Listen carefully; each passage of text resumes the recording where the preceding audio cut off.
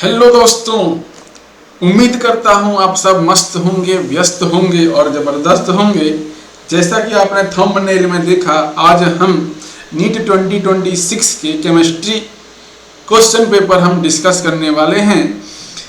लेकिन यहाँ पर हम थोड़ा फास्ट चलेंगे दोस्तों, क्योंकि यहाँ पर टोटल 45 क्वेश्चन हैं और टोटल 45 क्वेश्चन को थोड़ा फटाफट लेके चलेंगे ताकि कम समय में अधिक से अधिक जो है जानकारी एकत्र कर सके। क्योंकि वीडियो जब लंबा बनता है तो साइज भी अधिक होता है दोस्तों। तो ठीक है दोस्तों, चलिए हिंट देते हुए मैं चलूँगा और आंसर भी बताते हुए चलूँगा कि किस प्रकार से हमें सॉल्व करना है। तो चलिए स्टार्ट करते हैं। सबसे पहला ही क्वेश्चन है यहाँ पर, उन कर्मकों का चयन कीजिए जो नाइट्राइलों को प्राथमिक एमिनों में अपचयित करते हैं। तो देखो, नाइट्राइल को प्राथमिक एमीन में जो बदलते हैं वो पहला होता है ए, लिथियम एल्यूमिनियम हाइड्राइड वाटर।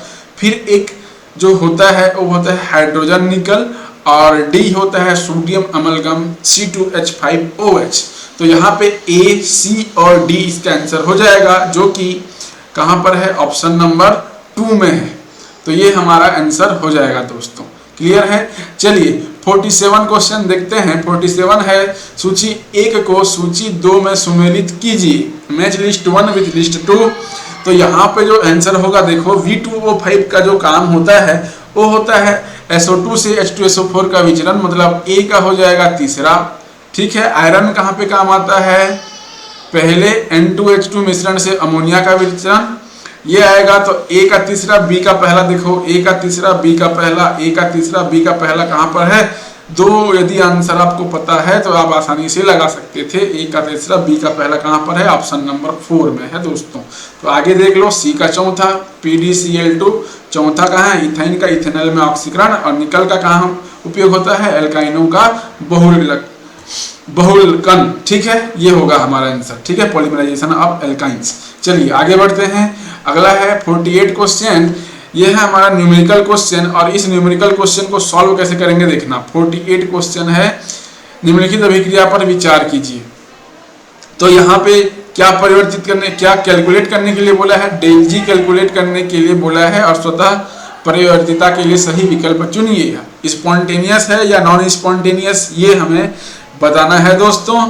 तो देखिए इसको हमको कैसे सॉल्व करना है। सबसे पहले जो फॉर्मूला यहाँ पर लगेगा वो लगेगा हमारा del H is equal to del U plus del NgRT। ठीक है, del H is equal to del U plus del NgRT, ये वाला फार्मूला लगेगा। तो इसमें हमको क्या करना है, वैल्यू को पुट करना है। तो डेल H को यदि मैं वैल्यू रखूं तो इसका मान कितना दिया हुआ है, डेल U का -10 दिया हुआ है, तो -10 रखना है। फिर क्या करना है, प्लस डेल U का मान तो आ गया, डेल Ng का मान कैसे निकालेंगे, moles of product minus mole of reactant करेंगे। तो यहाँ पे देखो 2 मोल्स इसका है और इसका टोटल 3 मोल्स है, तो 2 - 3 हो जाएगा। कितना हो जाएगा दोस्तों, 2 - 3। तो मैं यहाँ पे डायरेक्ट -1 लिख रहा हूँ। फिर यहाँ पे R वैल्यू पुटअप करना है, तो 8.314 इंटू यहाँ पर हो जाएगा 298, और 298 यहाँ पर आपको पुटअप करना है। 298 केल्विन पुटअप करने के बाद यहाँ पे हमको क्या करना है, जूल को किलो जूल में बदलना है, तो 10 का पावर -3 करोगे। तो इतना वैल्यू रखने के बाद हमारे पास डेल H का मान निकल के आएगा -12.477 किलो जूल निकल के आएगा, ये डेल H का मान। अब डेल H का मान आ गया ना, तो डेल H का मान आने के बाद यहाँ पे वैल्यू रखना है, del G is equal to del H minus T del S। इस वाले फार्मूले में हमको वैल्यू रखना है। जब मैं इसमें वैल्यू रखूंगा तो देखो कैसे रखूंगा, कैसे रखना है देख लो। यहाँ पे डेल H का मान कितना आया है, -12.47, तो -12.47 -298, फिर इंटू हो जाएगा -44 हो जाएगा। इसको सॉल्व करोगे तो जूल में आएगा आंसर, और जो आंसर आएगा 13112 जूल आएगा। ठीक है, तो यहाँ पे -12.47 है, इसको आप किलो जूल में बदलोगे तो -12.47 - 13.12 आएगा। इतने को हमें सॉल्व करना है, तो ये प्लस हो जाएगा ना, माइनस माइनस ये वाला प्लस हो जाएगा। इसको यदि आप सॉल्व करोगे तो 0 पॉइंट कितना निकल के आएगा आंसर, 635 निकल के आएगा, 0.635। मतलब यहाँ पे ऑप्शन नंबर हमारे पास आ जाएगा क्या, थर्ड। क्या आ जाएगा हमारे पास, ऑप्शन नंबर थर्ड निकल के हमारे पास आ जाएगा। तो ऑप्शन नंबर थर्ड को टिक लगाना है और अस्वतः नॉन स्पॉन्टेनियस रिएक्शन होगा, क्योंकि यहाँ पे वैल्यू पॉजिटिव आई है। आई होप ये क्वेश्चन आपको समझ में आया होगा दोस्तों। ठीक है, कैसे करना है समझ में आया होगा। तो चलो इसको मैं मिटाता हूँ और 49 नंबर क्वेश्चन देखते हैं। 49 नंबर क्वेश्चन जो है क्या बोलता है, थोड़ा देखते हैं।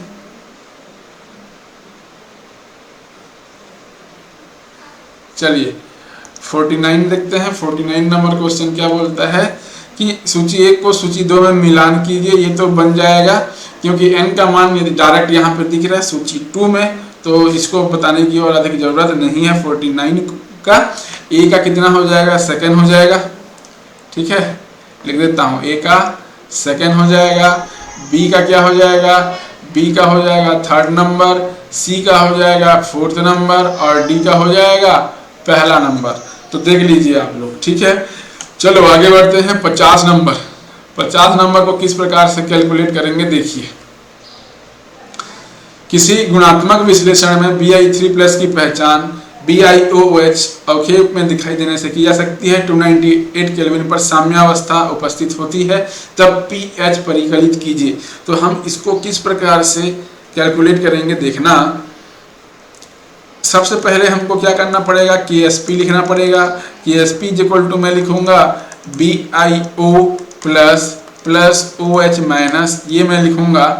देखो KSP इक्वल टू मैं लिख सकता हूँ, इसका मान भी S लिख सकता हूँ और इंटू S इसका मान भी लिख सकता हूँ। मतलब KSP इक्वल टू S² और S² का मान कितना दिया हुआ है, 4 × 10⁻⁻10 दिया हुआ है। अब यहाँ पे S की वैल्यू निकल जाएगी, S² दिया है ना, तो S का मान हो जाएगा √4 × 10⁻10। मतलब यहाँ पे 2 × 10⁻5 निकल के आएगी। ठीक है, इतना करने के बाद हमको क्या करना पड़ेगा, OH माइनस आयन को कैलकुलेट करना पड़ेगा। OH माइनस आयन किस प्रकार से कैलकुलेट करेंगे, concentration of OH minus ion calculate करने के लिए हमें क्या करना पड़ेगा। देखो OH माइनस आयन कैलकुलेशन करने के लिए हमें क्या करना पड़ेगा, minus log of OH minus ion लिखना पड़ेगा। तो यहाँ पे माइनस लॉग ऑफ 2 × 10⁻⁻5 इसको हमें सॉल्व करना पड़ेगा। इसको सॉल्व करोगे तो इसका मान आ जाएगा +4.7 में आएगा। और मुझे H+ आयन चूंकि कैलकुलेट करना है, तो यहाँ पे 14 - 4.7 आएगा। तो इसको यदि मैं सॉल्व करूंगा तो ऑप्शन नंबर 4 आएगा हमारा 9.301। ये हमारा आंसर निकल के आएगा दोस्तों। ठीक है, चलिए उसके बाद है DNA RNA की द्वितीयक संरचना के संबंध में सही कथन है। इसका जो सही कथन हो जाएगा, DNA में एक द्विकुंडलीय संरचना होती है। इसमें उपस्थित चारों क्षारों में से एक क्षार थियामीन होती है। ऑप्शन नंबर 2 इसका करेक्ट आंसर होगा दोस्तों। 51 का आंसर 2 हो जाएगा। फिर देखो निम्नलिखित में से अणुओं का वह युग्म जो मध्यावयी है। ठीक है, मेटामर्स बताना है। और मेटामर्स में क्या होता है, फंक्शनल ग्रुप सेम होता है, लेकिन जो पोजीशन होता है डिफरेंट होता है। तो ये हो जाएगा ऑप्शन नंबर 4 हो जाएगा, ईथर वाला आंसर करेक्ट हो जाएगा। अब चलो देखो आगे है सूची 1 को सूची 2 में सम्मिलित कीजिए। तो इसका आंसर क्या होगा, देखो जो वाटर और Cl3 है ये तो हो जाएगा विलायकन, मतलब D का हो जाएगा दूसरा। D का क्या हो जाएगा, दूसरा। और D का दूसरा कहाँ पर है, केवल एक ही में है, मतलब 53 का क्या हो जाएगा, चौथा। 53 का आंसर कितना हो जाएगा, चौथा हो जाएगा। ठीक है, बाकी और देखने की जरूरत भी नहीं पड़ेगी। आई होप समझ में आया होगा। ठीक, चलो 53 का चौथा हो गया। 54 देख लो, 54 भी आपको पता होगा। जो 54 है यहाँ पर एक फार्मूला होता है, मोल पर litre 1 minus n second inverse, इसमें मान रखते जाओगे तो आते जाता है आंसर। तो e का हो जाएगा, चौथा प्रथम कोटि का हो जाएगा, सेकेंड इनवर्स द्वितीय कोटि का हो जाएगा, mole inverse litre second inverse, और तृतीय कोटि का हो जाएगा मोल सेकेंड इनवर्स और लीटर स्क्वायर सेकेंड इनवर्स, ये हो जाएगा। चलो आगे देखते हैं 55 नंबर, निम्नलिखित यौगिक का सही IUPAC नाम है। इसका जो हो जाएगा 3-एथिल-5-मेथिल हेप्टेन, ये हो जाएगा 55 नंबर का पहला। ठीक है, 56 नंबर देखो, 56 नंबर क्या करना है, 56 नंबर है हमारा न्यूमेरिकल क्वेश्चन। और न्यूमेरिकल क्वेश्चन को किस प्रकार से सॉल्व करना है, देखो 56 नंबर यहाँ पे 150 वाट बोला हुआ है, बल्ब की जो 150 वाट निर्धारित है और यह 8% ऊर्जा प्रकाश में परिवर्तित करती है। तो इसको क्या करना है हमको, सबसे पहले हमें यूजफुल पावर निकालना पड़ेगा 56 नंबर के लिए। देखो 56 नंबर में हमें सबसे पहले क्या करना पड़ेगा, यूजफुल पावर निकालना पड़ेगा। और यूजफुल पावर निकालने के लिए फार्मूला है हमारा P = करेंगे 150 यूनिट तो दिया हुआ है, 150 वाट दिया हुआ है, इंटू 8%, तो 8 × 100 करेंगे तो ये आ जाएगा 12 जूल पर सेकेंड, ये हमारा आंसर आएगा यूजफुल पावर। और एनर्जी ऑफ सिंगल फोटॉन आप जानते हैं दिया हुआ है 4.40 × 10⁻⁹, ये एनर्जी ऑफ सिंगल फोटॉन दिया हुआ है। तो हमको क्या करना पड़ेगा, यहाँ पर आंसर निकालने के लिए n = 12 अपन जो दिया हुआ है, क्या कितना दिया हुआ है, फोटॉन की एनर्जी 4.42 × 10⁻⁹ दिया हुआ है। तो यहाँ पे 4.42 × 10⁻⁹ करोगे तो इसका आंसर निकल के आएगा 2.71 × 10⁻⁹ जूल, ये हमारे पास आंसर निकल के आएगा। तो इसका जो करेक्ट आंसर हो जाएगा पहला ही हो जाएगा, तो 56 का हो जाएगा पहला दोस्तों। और एक चीज याद रखना, 57 जैसे दिया है मीथेन, कलर चेंज कर लेते हैं।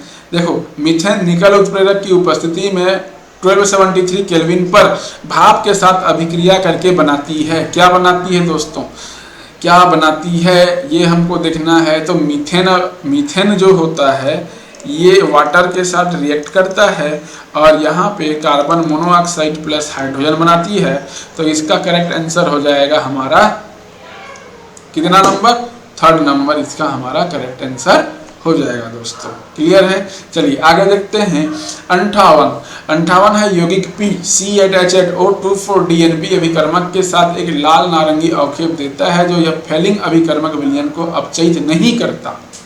फेलिंग विलयन को जो है अपचयित नहीं करता, कौन अपचयित नहीं करता, एक तो एल्डिहाइड है, यहाँ पर ऑप्शन नंबर P में एल्डिहाइड है और कीटोन है। तो याद रखना एल्डिहाइड तो आंसर होगा नहीं, सेकेंड और थर्ड यहीं पे काट दो क्योंकि कीटोन जो है फेलिंग अभिकर्मक के साथ रिएक्ट नहीं करता। तो दूसरा और तीसरा तो कर गया, ठीक है, या तो पहला होगा या तो चौथा होगा। आगे क्या बोलता है, ऑक्सीकरण से P एक एरोमेटिक उत्पाद क्यों देता है जो जलीय सोडियम बाइकार्बोनेट के साथ उपचारित करने पर तीव्र बुदबुदाहट देता है, यौगिक P और Q क्रमशः पहचानिए। ठीक है, क्रोमिक अम्ल के साथ प्रबल ऑक्सीकरण से P एक एरोमेटिक उत्पाद देता है। तो कौन आगे जो है, देखो कीटोन है, कीटोन को यदि मैं प्रबल अम्ल के साथ अभिक्रिया कराऊंगा तो यह एसिड में परिवर्तित होता है, आप लोग जानते हैं। लेकिन यहाँ पे 2 डबल बॉन्ड है, 2 डबल बॉन्ड O है, यहाँ पर एक सिंगल बॉन्ड है COOH है। तो एसिड, ये भी एसिड है लेकिन लगातार 2 डबल बॉन्ड ऑक्सीजन आ गए तो ये तो होगा नहीं आंसर। तो हमारा जो करेक्ट आंसर हो जाएगा ऑप्शन नंबर 4 हो जाएगा। तो इस प्रकार आप सोच सकते थे और एलिमिनेट कर सकते थे दोस्तों। क्लियर है, चलिए आगे देखिए, सूची 1 को सूची 2 में सुमेलित कीजिए। ये भी आप आसानी से बना लोगे। CH4 में 4 सिग्मा बंध है, अमोनिया में जो है 3 सिग्मा है और एक एकाकी इलेक्ट्रॉन युग्म है। ठीक है, C2H5 में कितना अबंध है, 3 सिग्मा है और 2 पाई बॉन्ड है। C2H4 का चौथा हो जाएगा। आप लोग देख सकते हो कहाँ पे आंसर मैच किया। ठीक है, देखो ये एक क्वेश्चन है 60 नंबर का, निम्नलिखित 2 अभिक्रियाएं एक ही दुर्गंध युक्त उत्पाद Z देती है। एक दुर्गंध युक्त उत्पाद Z देती है। C2H5Cl X दिया है और यहाँ पर Z दिया है। तो यहाँ पे जो करेक्ट आंसर होगा पहले नंबर का जो करेक्ट आंसर होगा वो KCN होगा दोस्तों। क्या होगा? KCN आयनिक नेचर का होता है। ये जो पहले नंबर पे अभिक्रिया दिया हुआ है वो आयनिक नेचर का होगा, तो आयनिक नेचर का होगा तो या तो KCN होगा, AgCN तो नहीं होगा, ये कोऑर्डिनेट नेचर का होता है, मतलब कोवेलेंट नेचर का होता है, मोर कोवेलेंट होता है। KCN मोर आयनिक होता है, तो पहले का आंसर जो Z होगा वो KCN होगा। ठीक है। और दूसरे नंबर पे देखो, दूसरे नंबर पे बोला है Z क्या होगा? Z यहाँ पे तो इस KCN एक में तो पहला और तीसरा तो कट गया, और दूसरा नंबर का आइसोसाइनाइड होगा, और आइसोसाइनाइड कहाँ पर है? हमारा चौथे नंबर पे है, क्योंकि ये मोर कोवेलेंट नेचर का होगा, और कोवेलेंट नेचर में जो होता है ये आइसोसाइनाइड का फॉर्मेशन करता है। तो 60 नंबर का जो है ये चौथा हो जाएगा दोस्तों। ठीक है, 60 नंबर का क्या हो जाएगा? चौथा। अब देखो 61 नंबर कैसे सॉल्व करना है। 61 नंबर है 5.4 ग्राम यूरिया को उपस्थित हाइड्रोजन परमाणुओं की संख्या निकालिए। तो हमको क्या करना पड़ेगा? 5.4 दिया है, यूरिया का मोलिकुलर वेट 60 होता है, और इसको 6 × 10⁻23 से गुणा करोगे तो इसका मान आ जाएगा 0.54 × 10⁻23 आ जाएगा। और इसको यूरिया में होता है 4 हाइड्रोजन, तो इसको 4 से गुणा करोगे तो इसका आंसर निकल के आ जाएगा 2.16 × 10⁻23। ये हमारा आंसर निकल के आ जाएगा। ये 2 स्टेप करना था बस 61 में, मूल कॉन्सेप्ट का क्वेश्चन था। फिर यहाँ पर बोला है निम्नलिखित में से गलत कथन पहचानिए। गलत कथन बोला है तो नाइट्रोजन स्वयं के साथ पी पाई बॉन्ड बनाता है। जी हाँ, देखो नाइट्रोजन ट्रिपल बॉन्ड नाइट्रोजन बनाता है, सही है। संक्रमण धातु के साथ डी पाई आबंध बनाता है, सही है। फास्फोरस, आर्सेनिक और एंटीमनी श्रृंखलन गुणधर्म दर्शाते हैं, सही है। नाइट्रोजन ऑक्सीजन के साथ डी पी पाई, भैया नाइट्रोजन के पास तो डी ऑर्बिटल होता ही नहीं है, तो ये जो है ऑप्शन गलत है। तो गलत कथन पहचानिए बोला था, तो हमको ऑप्शन नंबर 4 में हमको टिक लगाना था दोस्तों, क्योंकि डी ऑर्बिटल अनुपस्थित होता है नाइट्रोजन में, तो डी पी पाई बॉन्ड नहीं बनाता, तो चौथा नंबर हमारा करेक्ट हो जाएगा दोस्तों। क्लियर। 63 नंबर देखिए, निम्नलिखित में से कौन सा उभयदंती लिगेंड है? उभयदंती लिगेंड कौन सा है पहचानना है, डायरेक्ट आप लगा सकते थे। तीसरा नंबर थायोसाइनाइड एक उभयदंती लिगेंड है। फिर देखो the correct order of increasing metallic character बोला है। मेटेलिक कैरेक्टर की जब भी बात करें तो ऊपर से नीचे आने पर मेटेलिक कैरेक्टर इंक्रीज होता है और बाएं से दाएं जाने पर डिक्रीज होता है, आप लोग जानते हैं। तो सोडियम जो है हाई मेटेलिक कैरेक्टर होगा, तो सबसे अधिक तो सोडियम का होगा, और मैग्नीशियम और बेरिलियम में मैग्नीशियम का होगा। तो ऑप्शन नंबर ए हमारा यहाँ पर करेक्ट हो जाएगा दोस्तों। ठीक है, ऑप्शन नंबर 1 नंबर हमारा करेक्ट होगा। क्लियर। चलो आगे बढ़ते हैं। आगे है हमारा 64 नंबर का, सॉरी 64 नहीं 65 नंबर का। अब 65 नंबर में बोला है सूची 1 को सूची 2 में सुमेलित कीजिए। सूची 1 को सूची 2 में सुमेलित कीजिए बोला है। तो हमको यहाँ पे क्या करना है? सुमेलित करना है। तो यहाँ पर देखो जो ए नंबर का है 65 का, ए का हो जाएगा दूसरा, ए का हो जाएगा दूसरा ऑक्सीजन H2O H+, बी का हो जाएगा तीसरा, बी का हो जाएगा हमारा तीसरा नंबर, और सी का हो जाएगा हमारा पहला नंबर, सी का हो जाएगा पहला नंबर। देख लो आप लोग, ए का दूसरा, बी का तीसरा, ए का दूसरा, बी का तीसरा, और सी का हो जाएगा पहला। ये देखो कौन सा हो जाएगा? पहला ही हमारा करेक्ट आंसर हो जाएगा दोस्तों। फिर देखो 66 नंबर, हालांकि लेंथेनाइडों में +3 ऑक्सीकरण अवस्था सबसे अधिक सामान्य रूप से पाई जाती है, फिर भी सीरियम 4+ ऑक्सीकरण अवस्था प्रदर्शित करता है, क्योंकि सीरियम +4 ऑक्सीकरण अवस्था क्यों प्रदर्शित करता है भैया? Full fill and half fill orbital. तो यहाँ पे चौथा नंबर करेक्ट आंसर 4f0 भैया, 4f0 इलेक्ट्रॉनिक विन्यास होता है, इसलिए आंसर जो है चौथा नंबर करेक्ट हो जाएगा दोस्तों। ठीक है, चलो देखते हैं नेक्स्ट। ये एक रिएक्शन दिया है, रिएक्शन है, क्रम में X और Z क्रमशः है। देखो X अल्कोहल है, यहाँ पे PCl5 है, तो X का मान तो यहाँ पे POCl3 हो जाएगा। क्या हो जाएगा? POCl3 हो जाएगा दोस्तों। ठीक है, POCl3 हो जाएगा। और POCl3 कहाँ पर है, या तो ऑप्शन नंबर 1 या तो ऑप्शन नंबर 2, तीसरा और चौथा हो जाएगा हमारा कट, तीसरा और चौथा हो जाएगा हमारा कट। फिर देखो यहाँ पे दिया है अल्कोहलिक QH दिया हुआ है, अल्कोहलिक QH मतलब यहाँ पे क्या बनेगा हमारा, अल्कोहल बने, क्या बनेगा हमारा CH3 CH double bond CH2 बनेगा। और यहाँ पे HBr और पेरोक्साइड दिया है, तो एंटी मार्कोनिकॉव रूल लागू होगा, और एंटी मार्कोनिकॉव जब रूल लागू होता है तो हमारा करेक्ट आंसर सेकंड हो जाएगा और पहला नंबर हमारा कट हो जाएगा दोस्तों, पहला नंबर हमारा कट हो जाएगा। CH3 CH2 CH2Br anti Markovnikov का रूल यहाँ से फॉलो होगा दोस्तों। तो 67 का हो जाएगा सेकंड नंबर, 67 का हो जाएगा सेकंड नंबर दोस्तों। 68 देखो, 68 यहाँ पे भी सही जोड़ी मिलाओ बोला है, तो 68 में क्या करना है, सूची 1 को सूची 2 में सुमेलित कीजिए। तो यहाँ पे सीधा सीधा क्या बोलना चाहिए, आंसर में हमें टिक लगाने आना चाहिए। तो यहाँ पे जब भी बात करोगे तो यहाँ पे PtCl2NH3 इसका जो आंसर हो जाएगा होगा वर्ग समतलीय दोस्तों। NiCl4 ये होता है चतुष्फलकीय आकार का, FeCO5 ये होता है त्रिकोणीय द्विपिरामिडीय, और यहाँ पे देखो कोऑर्डिनेशन नंबर 6 है तो इसका हो जाएगा अष्टफलकीय। तो A का हो जाएगा तीसरा, B का हो जाएगा पहला, C का हो जाएगा चौथा और D का हो जाएगा दूसरा। क्लियर है दोस्तों, आई होप ये क्वेश्चन भी आपको समझ में आया होगा। चलो देखें, थैलीन रंजक परीक्षण से जिस प्रक्रियात्मक समूह की पहचान की जाती है वह है भैया फिनोलिक ग्रुप की पहचान की जाती है। यहाँ पे फिनोप्थेलिन बनता है, क्या बनता है, फिनोप्थेलिन बनता है दोस्तों।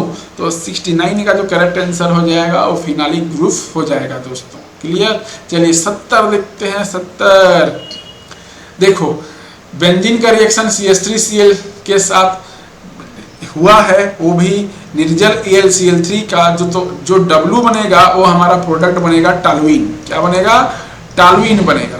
और इसका यदि आप नाइट्रेशन कराओगे, नाइट्रेशन HNO3 से रिएक्शन कराओगे तो यहाँ पे 2 प्रकार के प्रोडक्ट बनेंगे।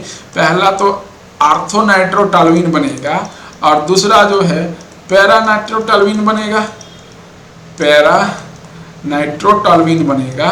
तो ये दोनों जो है बॉइलिंग पॉइंट इनका जो है क्लोज होता है, तो यहाँ पे बॉइलिंग पॉइंट का जो है यहाँ पे डिफरेंस होता है। तो यहाँ पे प्रभाजी आसवन का यहाँ पे करेक्ट आंसर हो जाएगा। ऊर्ध्वपातन नहीं होगा, विभेदी निष्कर्षण नहीं होगा और सतत निष्कर्षण भी नहीं होगा। तो बॉइलिंग पॉइंट का डिफरेंस होता है, तो यहाँ पे प्रभाजी आसवन ऑप्शन नंबर A करेक्ट हो जाएगा। फ्रैक्शनल डिस्टिलेशन इसका आंसर हो जाएगा दोस्तों। क्लियर, चलिए 71 नंबर देखते हैं। 71 नंबर बोलता है सही कथनों को पहचानिए।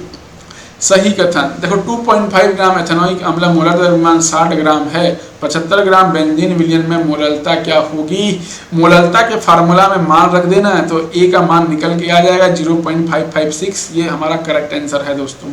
मोलैलिटी, मोलैलिटी की फार्मूला में केवल वैल्यू रखना है, सारा वैल्यू दिया हुआ है। W/m इंटू V/1000 ग्राम होता है, उसमें केवल वैल्यू रखना है बस। आंसर आएगा 0.556। फिर दूसरा बोला है विलयन की मोलरता ज्ञात कीजिए। B भी सही होगा क्योंकि यहाँ पे W/m into V into 1000 ml में मान रखना है, वैल्यू रखोगे तो आंसर पूरा निकल के आ जाएगा दोस्तों 0.278 मोल। ये हमारा निकल के आ जाएगा। जलीय स्पीशीज ठंडे जल में अत्यधिक आरामदायक रूप में रहते हैं, बिल्कुल सही है। A, B, C तीनों सही है। गैसों की विलेयता दाब में कमी के साथ बढ़ती है भैया, नहीं बढ़ती। दाब में कमी के साथ गैस की विलेयता घटती है, तो D गलत और E भी गलत हो जाएगा। देखो मोल फ्रैक्शन B का तो यहाँ पे NB होना चाहिए, तो E भी गलत हो जाएगा। तो A, B, C ये तीनों सही हैं, तो ऑप्शन नंबर A हमारा करेक्ट हो जाएगा। 1 नंबर A, B, C तीनों सही है हमारा।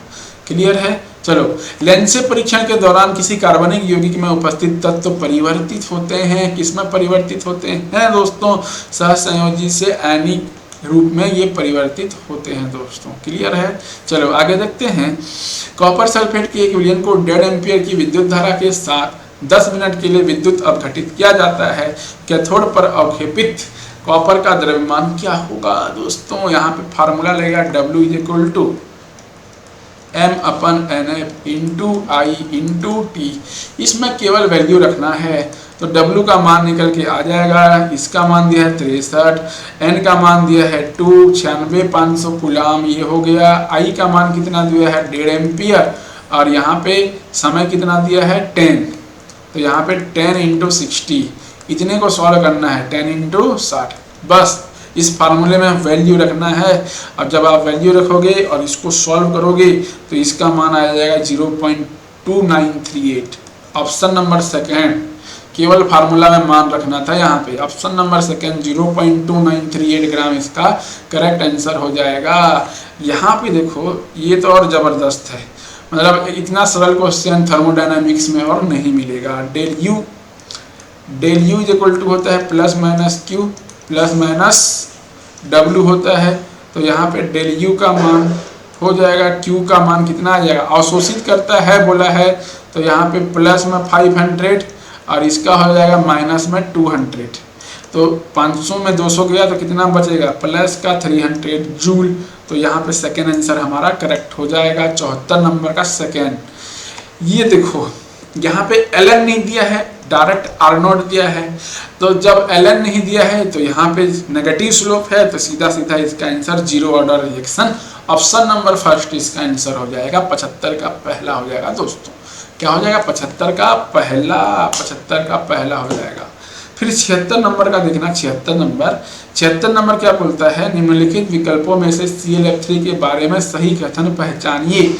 ClF3 की संरचना कैसी होती है, ये होती है ClF3 की संरचना कुछ इस तरह से टी शेप्ड होता है। टी शेप्ड क्या है, इसकी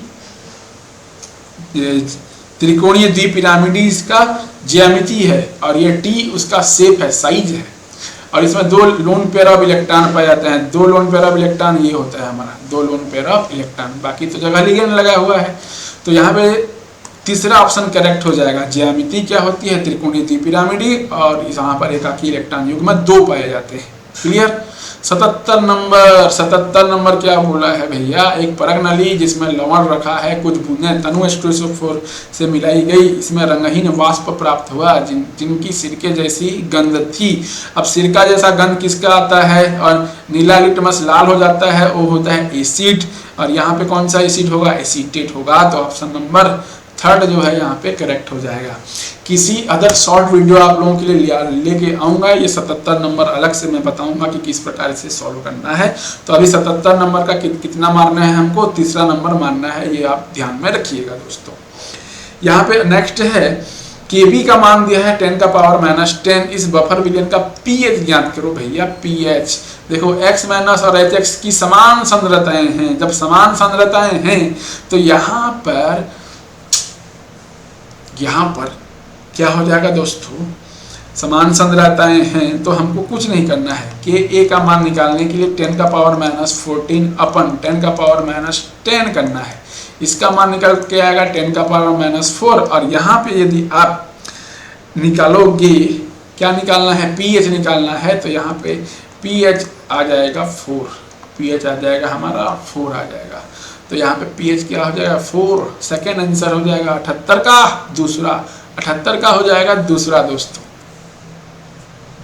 अब 79 को कैसे सॉल्व करना है, 78 तो बता दिया, चौथा आ जाएगा, इसका आंसर 4 आएगा। 79 एक न्यूमेरिकल क्वेश्चन दिया है जो कि इलेक्ट्रोकेमिस्ट्री का है।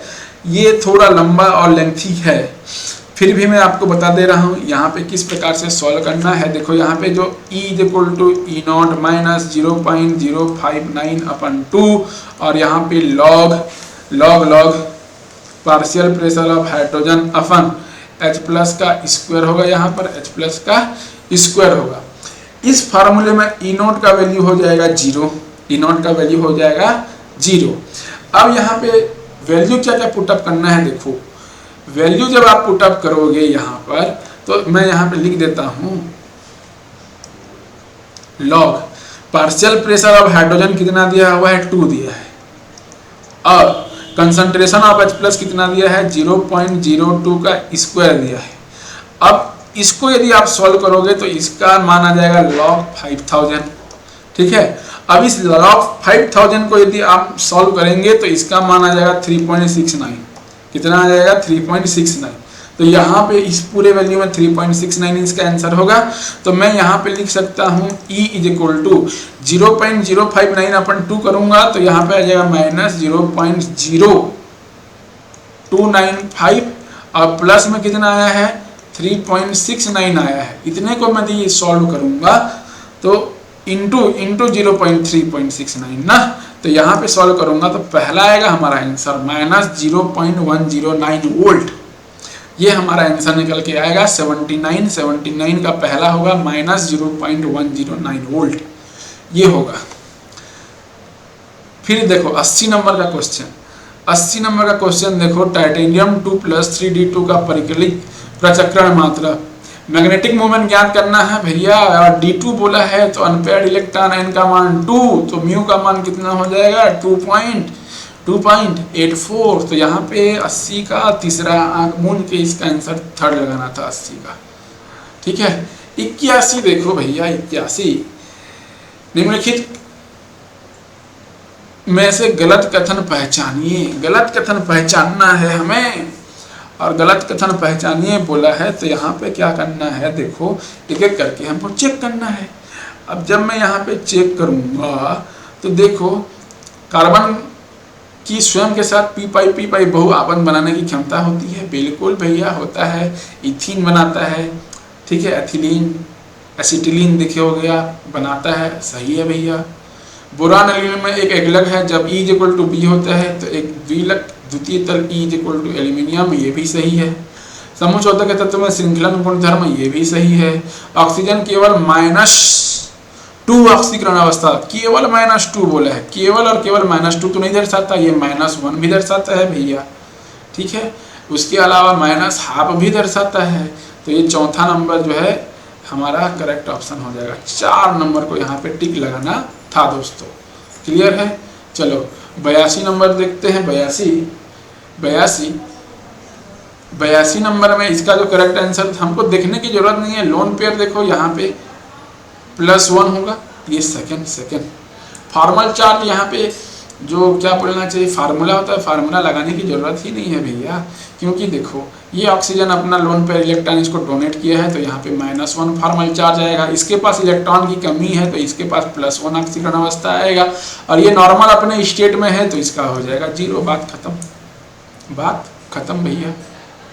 83 देखो, फिनोल्फ्थालीन को सोडियम हाइड्रोक्साइड विलयन और मानक ऑक्जेलिक अम्ल विलयन के साथ अनुमापन करने पर, अनुमापन भैया रंगहीन से गुलाबी हो जाता है, रंगहीन से गुलाबी क्षारीय pH पर, ये हो जाएगा हमारा 84 का कैसे करना है देखो। 84 का क्या करना है, हमको रिएक्शन लिखना है। सबसे पहले कार्बन डाइऑक्साइड प्लस कार्बन, ये बनाता है हमारा ट्वाइस कार्बन मोनोऑक्साइड, इसका 1 मोल, इसका 1 मोल और इसका हो गया 0।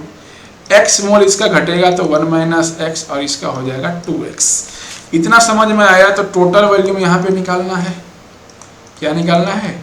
टोटल वॉल्यूम लिखूंगा मैं वहाँ 1 - x प्लस 2x और इसका मान 1 + x हो जाएगा, और 1 + x का मान कितना दिया है 1.4। 1 + x का मान कितना दिया है 1.4 है, तो x का मान कितना आ जाएगा 0.4। तो 2x का मान बताओ 0.8। 2x कार्बन मोनोऑक्साइड का 2x है तो कार्बन मोनोऑक्साइड का 0.8 हो गया, तो तीसरा और चौथा कट गया, या तो पहला होगा या तो दूसरा होगा।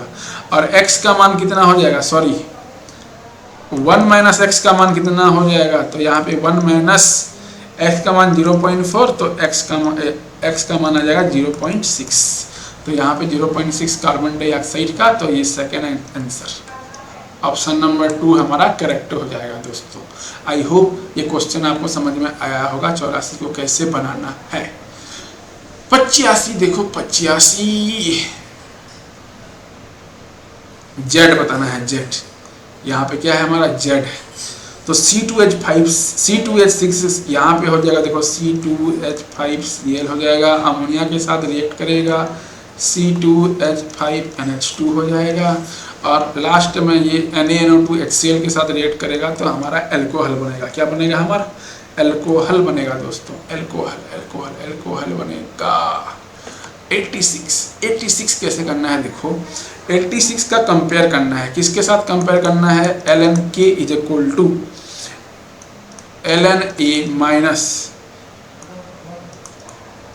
ये अपन RT के साथ कंपेयर करना है। तो इतने इसके साथ मैं कंपेयर करूंगा तो हमको पता चल रहा है कि ये अपन R की जो वैल्यू है 1.25 इंटू 10 का पावर 4 है। इसके साथ कंपेयर करो, कंपेयर करने के बाद ये अपन R की जो वैल्यू है वह है 1.25 इंटू 10 का पावर 4 और R का वैल्यू दिया हुआ है, देखो बस गुणा करो जी, ये का मान निकल के आ जाएगा, ये is equal to 1.25 into 10 to the power -4 into 2 के साथ गुणा कर दो तो इसका मान आ जाएगा 2.5 इंटू 10 टू द पावर -4। भैया कहाँ पर है इसका आंसर, कहाँ पर है जी, इसको और सॉल्व करोगे तो ये 24.85 25 के आसपास इसका आंसर आएगा 25 और 25 कहाँ पे आ रहा है, ऑप्शन नंबर फर्स्ट, बात खत्म। बस हमें कंपेयर करना था। 87 का कैसे करना है, डेल NG का मान कैलकुलेट करना है, moles of product minus moles of reactant.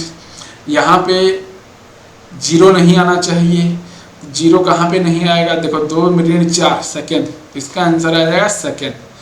2 ऋण 4 करोगे तो -2 और -2 आएगा तो Kp और Kc का मान बराबर नहीं होगा, क्योंकि आप जानते हैं Kp इज इक्वल टू होता है Kc RT del NG। Del NG का मान यदि बराबर नहीं आया, मतलब शून्य नहीं आया, तो Kp और Kc भी बराबर नहीं हो सकते। तो डेल G का मान -2 कहाँ पे आ रहा है, ऑप्शन नंबर 2 में आ रहा है, बाकी जगह तो जीरो आएगा, देख लो बाकी सब जगह डेल NG का मान जीरो आएगा, यहाँ पर भी जीरो आएगा, यहाँ पर भी जीरो आएगा और पहले नंबर में भी जीरो आएगा दोस्तों। तो 87 का हो जाएगा सेकेंड नंबर, क्या आ जाएगा, सेकेंड नंबर आ जाएगा। 88 यदि आप देखेंगे, गलत कथन पहचानिए। गलत कथन तो हमारा पहला नंबर ही है, गलत कथन कैसे, देखो यहाँ पे बड़ी और छोटी स्पीसीज बोला है, तो जो सबसे बड़ी स्पीसीज है तो वो तो मैग्नीशियम है, मैग्नीशियम के बाद हमारा एल्यूमिनियम है, फिर हमारा मैग्नीशियम 2+ है, देन एल्यूमिनियम 3+ है, ये हमारा होता है। तो ये ऑप्शन नंबर ए हमारा गलत आंसर हो जाएगा। बड़ी और छोटी स्पीसीज, बड़ी स्पीसीज जो है मैग्नीशियम होगा और छोटी स्पीसीज एल्यूमिनियम 3+ होगा। तो 88 का पहला हमको करेक्ट मानना है। 89 का देखो, 89 राउल्ट नियम से ऋणात्मक विचलन प्रदर्शित करता है, जिसका कारण है, अरे नेगेटिव एजियोट्रॉपिक मिक्सचर कब शो होता है, नेगेटिव डेविएशन कब शो होता है भैया, हाइड्रोजन बंध के कारण। एसीटोन और क्लोरोफॉर्म में क्या पाया जाता है, हाइड्रोजन अबंध पाया जाता है, जिसके कारण ये आसपास आ जाते हैं। तो 89 का हो जाएगा सेकेंड। और लास्ट देखो 90 का जो आंसर हो जाएगा, यहाँ पे C6H6Cl3 होगा और यहाँ पे भी C6H6Cl3 होगा। तो यहाँ पे सॉरी C6L6Cl6 होगा, सब 6 हो जाएगा। तो ऑप्शन नंबर 3 हमारा करेक्ट आंसर हो जाएगा दोस्तों, ऑप्शन नंबर 3 हमारा करेक्ट आंसर हो जाएगा। आई होप ये जितने भी क्वेश्चन आंसर हमने आज डिस्कस किए वो आपको समझ में आया होगा। तो वीडियो यदि आपको पसंद आया है तो चैनल को लाइक कीजिए, शेयर कीजिए और सब्सक्राइब कर दीजिए दोस्तों। तो हम मिलेंगे अपने नए लेक्चर के साथ, फजन्स रूल के MCQ के साथ हम लोग अगले लेक्चर में मिलेंगे। तो आज के लिए इतना ही दोस्तों, जय हिंद जय भारत दोस्तों।